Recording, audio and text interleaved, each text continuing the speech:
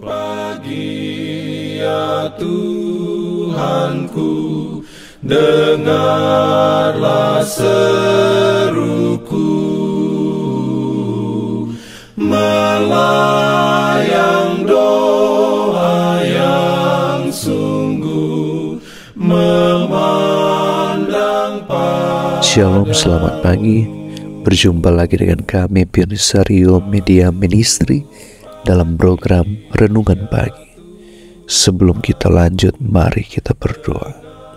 Bapa kami di surga, terpujilah nama Tuhan di pagi hari ini. Kami datang tersungkur ke hadirat-Mu, rindu mendengarkan suara Tuhan pada pagi hari ini.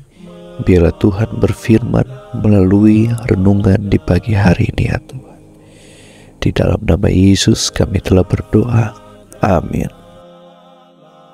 Mari mendengarkan renungan harian untuk tubuh, pikiran, dan jiwa melalui buku Bugar Selamanya.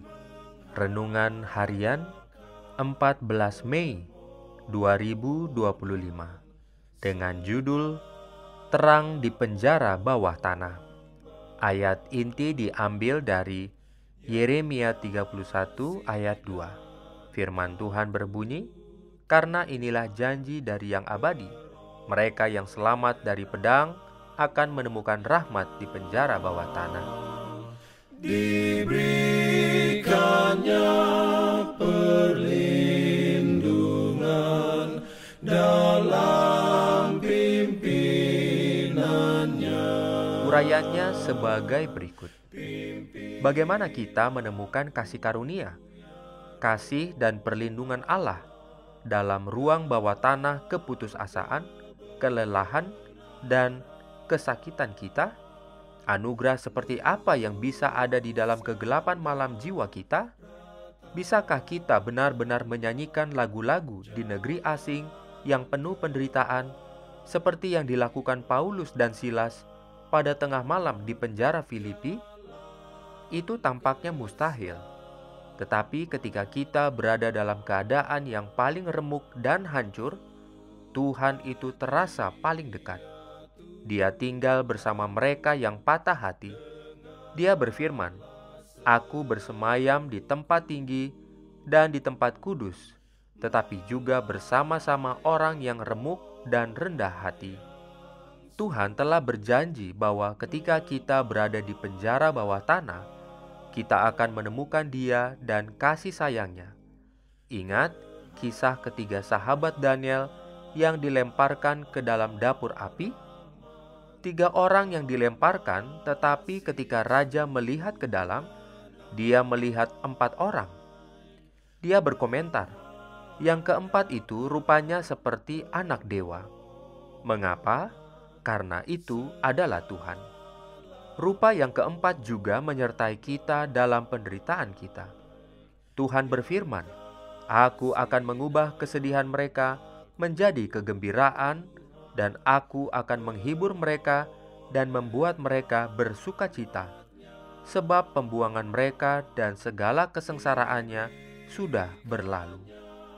Kita mengeluh atas keadaan kita. Kita pikir tidak mungkin untuk menjalani kehidupan yang beriman dalam lingkungan dan situasi yang mengimpit hati kita. Namun rasa frustasi bisa membuahkan hasil, dan penolakan bisa menjadi hal yang bermanfaat. Corrie ten Boom menemukan rahmat di penjara bawah tanahnya. Dia membagikan kengerian ketika dia dan saudara perempuannya, Betsy, dipenjarakan dalam kamp konsentrasi Nazi, Ravensbrück, dalam bukunya The Hiding Place.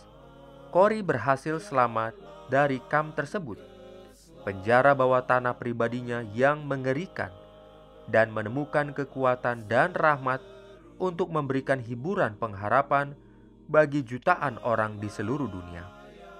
Terlepas dari apa yang mungkin terjadi kepada kita, kita tidak punya alasan untuk merana di ruang bawah tanah kita. Segala sesuatu adalah mungkin bagi Tuhan, bahkan ketenangan di tengah situasi tanpa harapan secara manusiawi. Bagaimana itu mungkin? latihan persiapan melawan pengalaman penjara bawah tanah harus dilakukan sebelumnya. Saat kita berada dalam terang, dalam doa, dan mempelajari firman Tuhan yang berharga. Seseorang tidak belajar berenang ketika dia tenggelam, dan jangkar harus dipersiapkan sebelum badai. Bagaimana Anda bersiap hari ini untuk hidup dalam terang, sehingga Anda akan siap untuk penjara bawah tanah apa saja yang mungkin Anda masuki dalam kehidupan ini? Diberikannya perlindungan dalam pimpinannya. Demikianlah renungan di pagi hari ini. Tuhan Yesus memberkati kita semua. Mari kita berdoa. Kami datang bersyukur kepada Tuhan, mengucap syukur atas berkat Tuhan di hari yang indah ini. Kami boleh mendengarkan firman Tuhan, boleh memberkati kami sepanjang hari ini, dan kiranya berkat Tuhan di hari ini menjadi bagian kami. Kami terus melayani Tuhan dengan kekuatan kesehatan yang Tuhan berikan kepada kami. Kami serahkan segenap kehidupan kami, keluarga kami, dan semua rencana kami kepadamu saja ya Tuhan. Kami telah berdoa dan mengucap syukur dalam nama Yesus Tuhan dan Juru Selamat kami. Amin.